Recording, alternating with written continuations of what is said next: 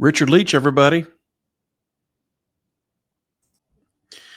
Well, good afternoon. Today we are going to take a look at, listen to, and discover the voice of the American tenor Richard Leech. He is one of the preeminent American tenors, and certainly in the last 25, 30 years. Started his career, I think he made his debut at City Opera in 1984 as Rodolfo in La Boheme.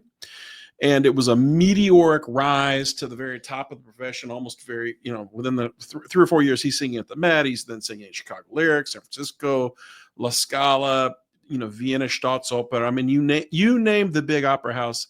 Richard Leech was certainly the biggest American tenor and one of the biggest tenors in the world at that time. And rightly so. That voice is absolutely rock solid, fantastic. A beautiful voice, very interesting production and a very interesting color to his sound. And in particular, the top, or the acuti, the super acuti, as they say, they're as good as anybody's. I mean, he reminded people of a cross between like a Fritz Wunderlich and like a Luciano Pavarotti, with that crisp, beautiful color of Wunderlich rather. And then his top had that spin and that metallic quality and height. He had a lot of extension and height in his sound that like Luciano had. It's a pretty damn good mix, and the man's voice is absolutely glorious. So the first thing that we're going to listen to today is from Les Hugenots. It's an opera by Meyerbeer, and it's notoriously difficult to sing. This production, I think, is from a concert that he did with a fantastically famous soprano, Pilar Longer, or I can't remember how to say her name. Long story short, amazing, fantastic singing from both of them. But Leech in this particular excerpt is extremely young. The voice is extremely lyric, beautiful, and he's singing this just beautifully and fantastically, and the top is fantastic. So without further ado, let's take a listen to Leech take this, and we'll go from there. All right. Here we go.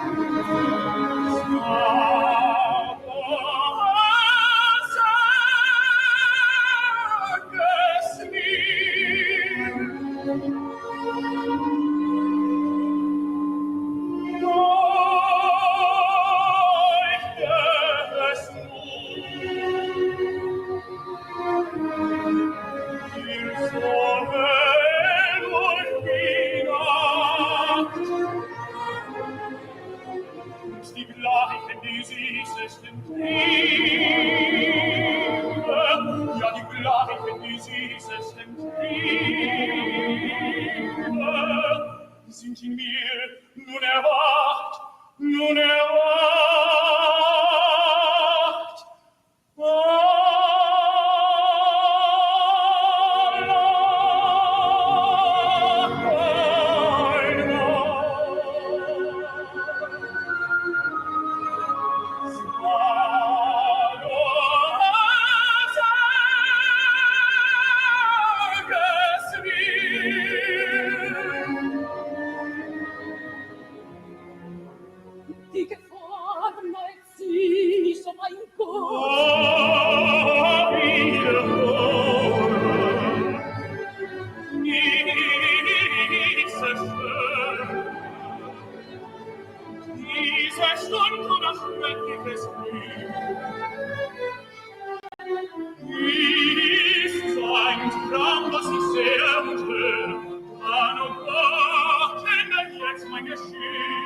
Siehst du, die Gefahr, mein Gott, siehst du, was ich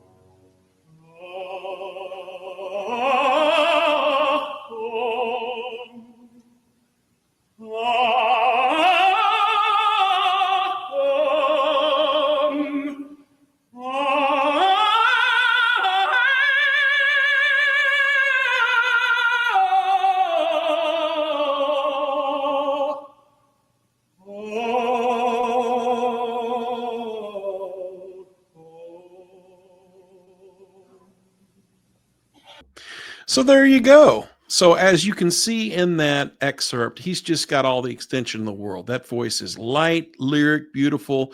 What produced the appoggio or the support is spot on, 100% in perfect harmony and balance with his throat, with his voice. It's just magnificently good singing, and she's wonderful too, by the way. Just tremendous. This is one of those pieces that you hear recordings of. The duet in particular is just very famous.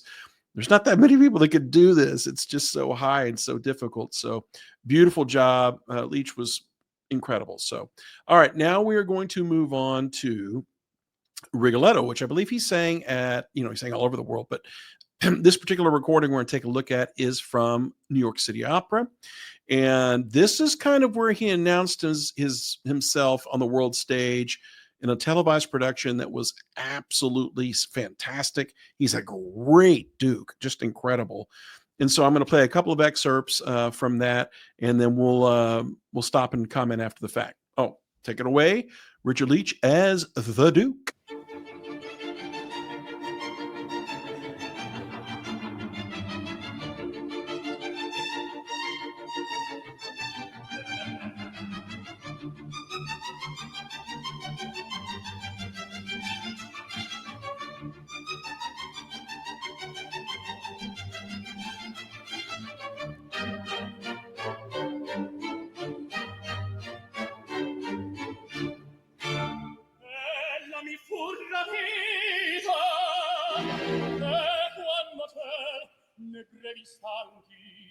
Prima che il mio presagio interno sull'orma corsa ancora mi spingesse, schiuso era l'uscio e la magion deserta, e dove ora sarà quell'angel caro con lei che prima te in questo cuore destar la fiamma di costanti affetti, con lei sicura il cui modesto sguardo quasi spinto a virtù allor mi credo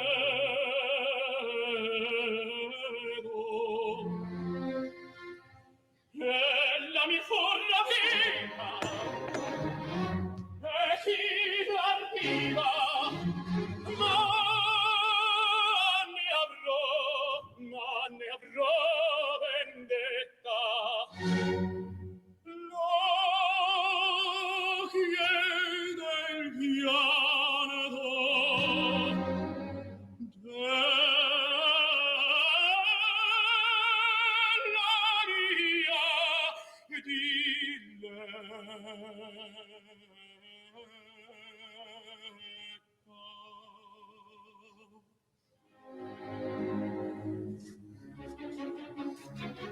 Okay, so I'm just going to comment real quick. That's just the recitativo. All of that was just the recitative. And now we're going to get into the hard part of this sucker, as if that wasn't hard enough. Parmi veder le lagrime. It's so hard to sing this thing. All right, let's listen to Richard Leech sing the rest of this. It's beautiful. All right, here we go.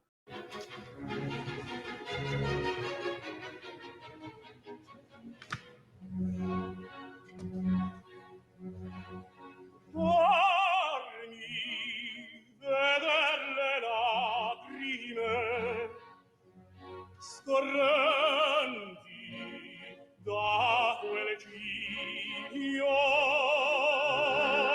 quando tra il dubbio e l'ansia della subita periglio dell'amor nostro memore, dell'amor nostro memore,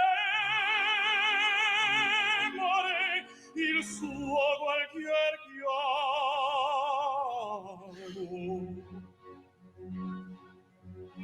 Ne dei potea soccorrerti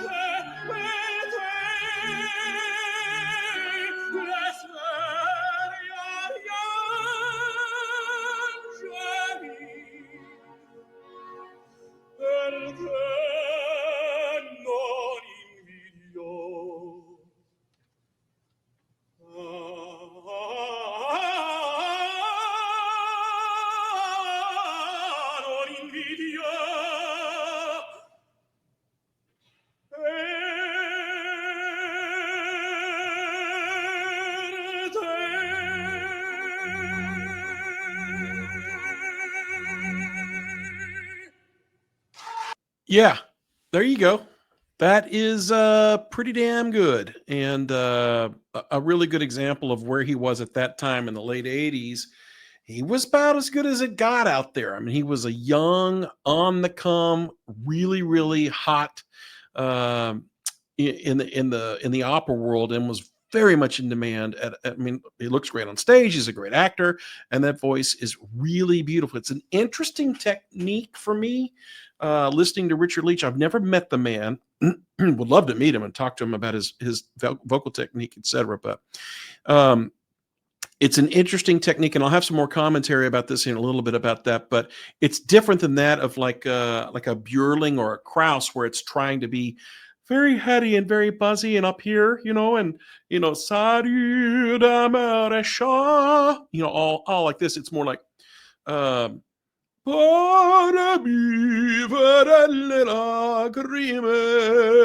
like almost like a glottal, like it starts from like a glottal position. There's very little air that's being expended other than what is required to make the sound, right? It's not you heat up a column of air and then you just apply the chords to that and they kind of resonate in the head chambers and it evinces. It's more as if it is it's like coming from the glottal position, and it's just all voice. There's no additional air being utilized than what's absolutely necessary to produce the sound. And there's quite a bit of subglottic pressure going on, which, to get into the weeds, he's working real hard with his diaphragm and with his support in order to make that sound. And that relationship between the chords and the diaphragm has to be 100% in balance and spot on and connected in order for that to work. But he does it perfectly. So, like I said, it's a beautiful voice. It's very well produced, and obviously the man had a gloriously beautiful sound and a gloriously beautiful top. So, all right, we're going to move on to our next piece, which is going to be Salut d'amour. He is well known for singing Faust and sang it all over the world. I think he recorded it on several occasions, and we're going to take a listen to him. Actually, I think in the recording session where he was actually making the recording for whatever record label he recorded it under, it's pretty cool to listen to this and actually watch it happen. So it's a little disjointed in as much as he lays out in certain parts and then comes back in. They kind of stop and start because they're working. It's an active session, but you get to hear it. It's live and it's excellent quality. All right. Without further ado, let's listen to him sing Salut d'amour. All right, here we go.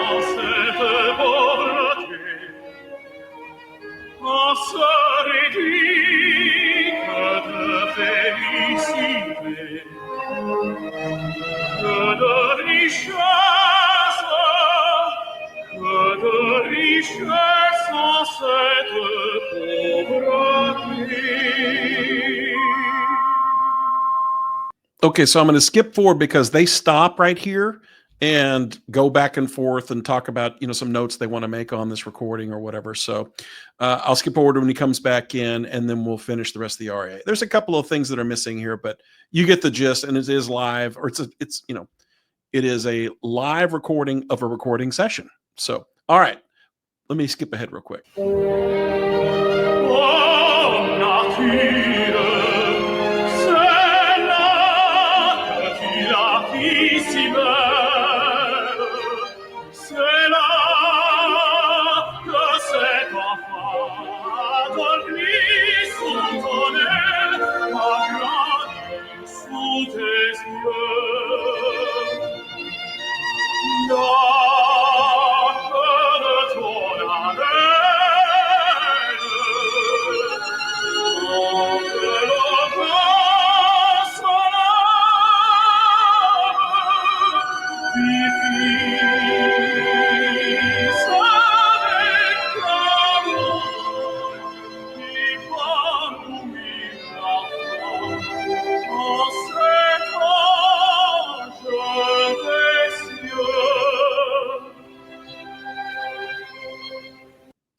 Okay, and then they stop again and move forward. I do love the way he approaches that.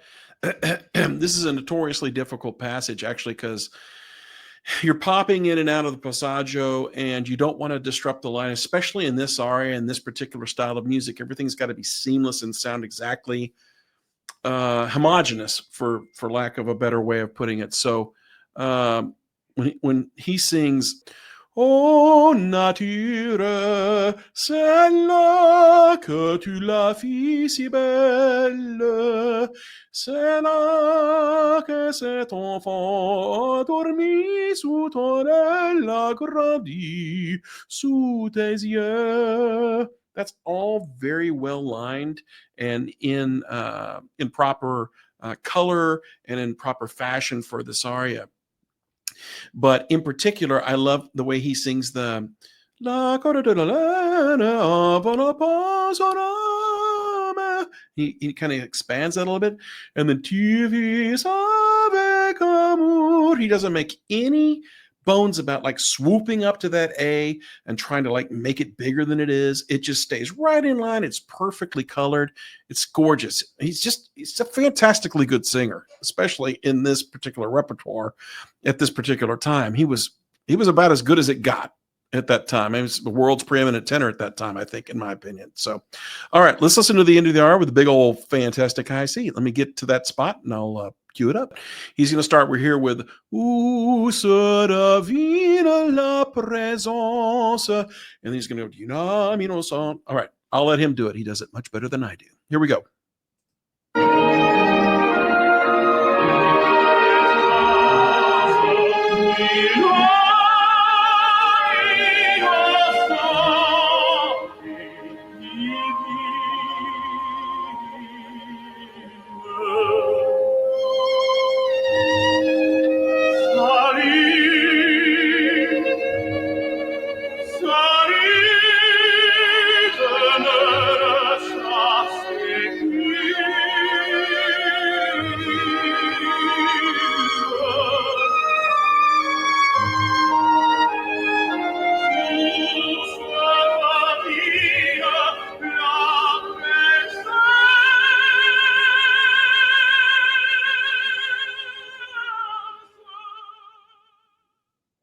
I know it's really weird for it to end there. I promise I'm not messing with the video. It just does that. He does end up singing the rest of the aria, but you get the point. So I wanted to see a live version of it with video. There are a couple of live versions with audio, but I wanted to find one with video as well. So there you go. All right, we're going to move on to our next piece, and let me get that queued up for us. Okay, our next piece is going to be the quartet from Rigoletto. We've gone back to the Verdi at this point, and this is a studio recording of the quartetto, which would be Bella figlia dell'amore.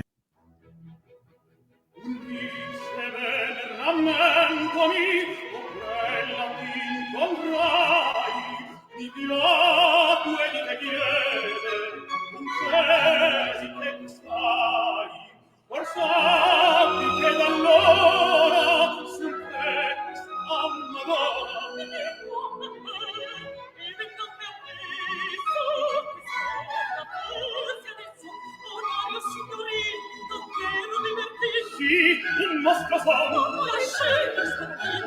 Di che ragazzo? Dio santo! E tu si docile non farmi tanto che io so.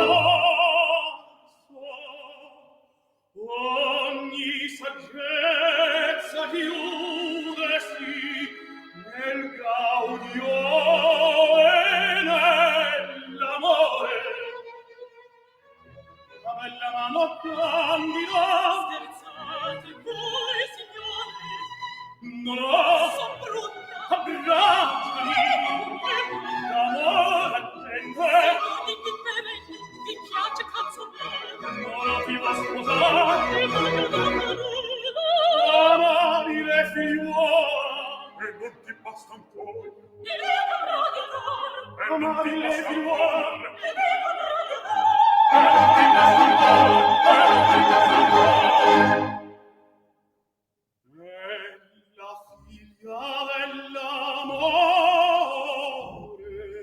Plunk, plunk, plunk.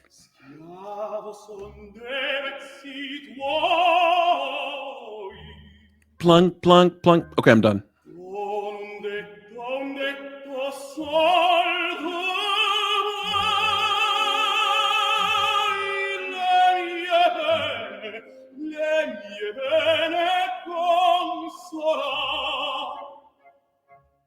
Vieni e senti del mio cuore il frequente palpitar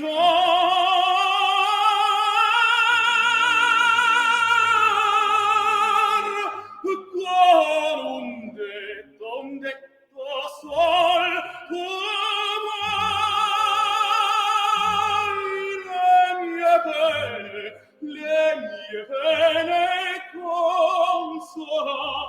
Okay, I highly recommend you listen to the rest of that because that's fantastic. It's all on YouTube. You can listen to the rest of that at your convenience whenever you feel fine. I've got to move on because we've got more ground to cover.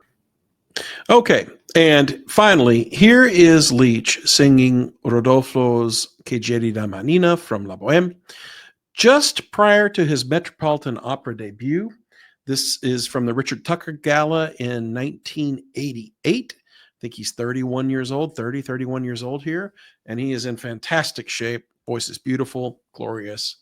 So let's take a listen to Che gelida manina. Richard Leech, take it away. Here we go.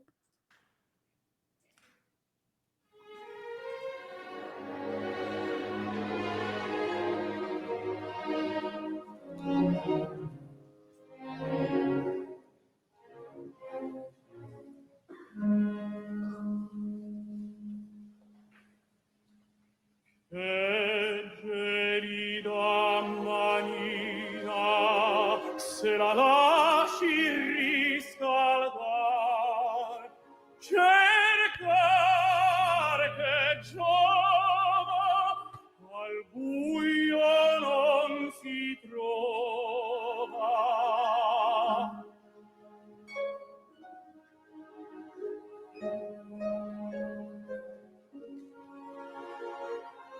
Ma per fortuna hai una notte di luna e qui la luna l'abbiamo vicina.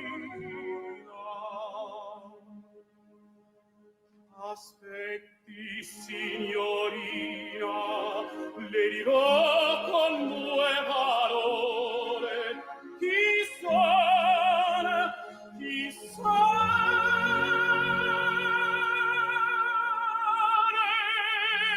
che faccio come vivo.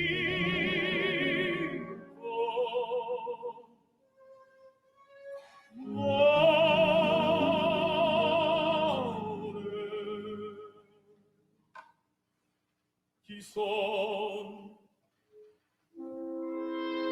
Chi son? Sono un poeta. Che cosa faccio? Scrivo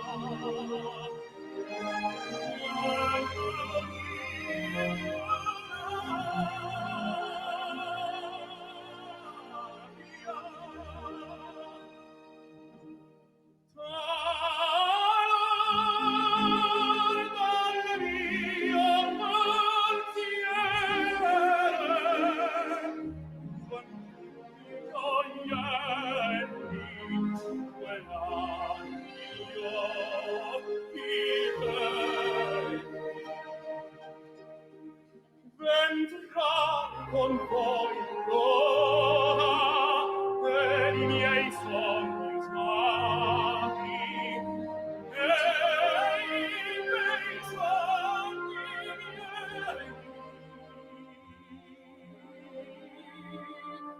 tosto simile qual nel furto non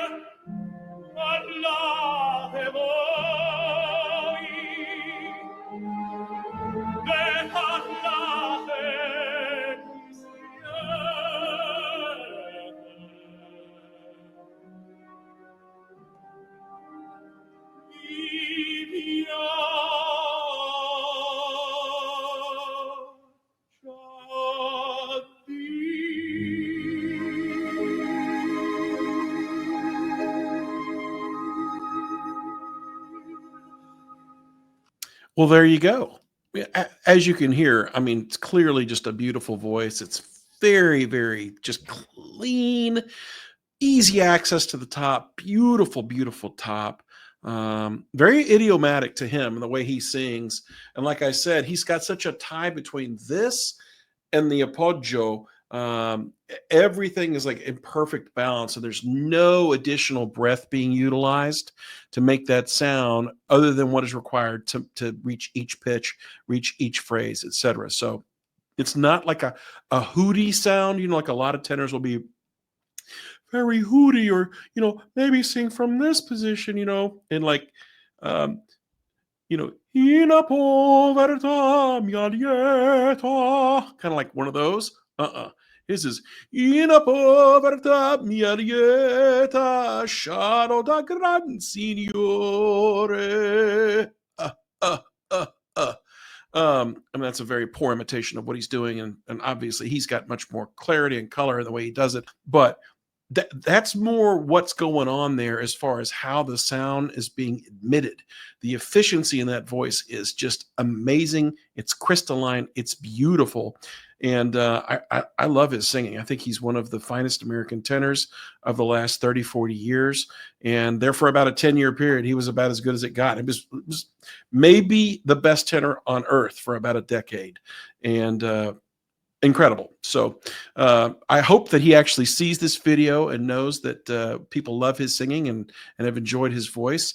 And if you have not had a chance to listen to Richard Leech in the past, please jump on YouTube and go down the rabbit hole. He's wonderful. So, all right, that's it for this edition. I hope everyone's doing well, and we will definitely catch up soon. Texas Tenor is out.